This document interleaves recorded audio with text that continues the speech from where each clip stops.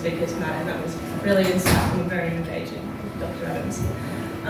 So I'm Isabel. I'm one of this year's recipients of the George George's Research Scholarship. The scholarship, as Alex already has explained, so I'll just skip over that. My chosen area of research is the long-term exploitation of natural resources in West Papua, its impacts on the Indigenous Papuans, its role as a precipitating factor to violence, and in combination with other risk factors, potentially atrocity crimes. Notably, West Papua is home to the American-owned Grasberg mine, the world's biggest and most lucrative gold and copper reserve. It's worth an estimated $100 billion US. For a long time, the mining company was Indonesia's biggest taxpayer.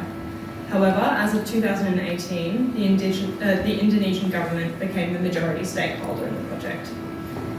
There's a long political friendship between Freeport and the Indonesian government, dating back to the 1970s, just a decade before the Indonesian occupation of West Papua began.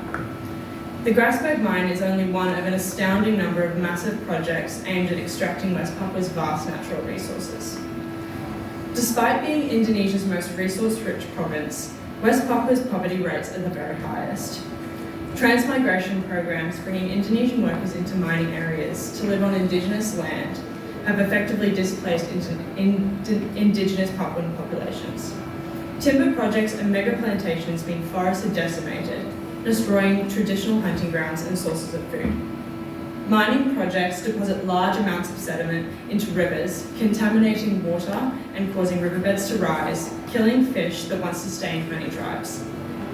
The 2-kilometre wide gaping pit of the Grasberg mine was once the top of a mountain, the centre of the Amongwe tribe's religious universe. This aggressive degradation of the environment means cultural and spiritual practices have and continue to be lost. A central point in my research has been the link between the extraction of natural resources and violence. Indigenous Papuans have used violence to fight back, to hinder the expansion of extraction projects. Other times, violent conflict has broken out between imported Indonesian workers and Indigenous Papuans. Violence has been reportedly used against Indigenous Papuans by both security organisations guarding extraction projects and by the Indonesian military. The tension is exacerbated by the long-running West Papuan plight for self-determination. Not only is there the argument that West Papuans ought to themselves control and benefit from their natural resources, there is immense frustration that they were never consulted in the decision to have their traditional ways of life made possible.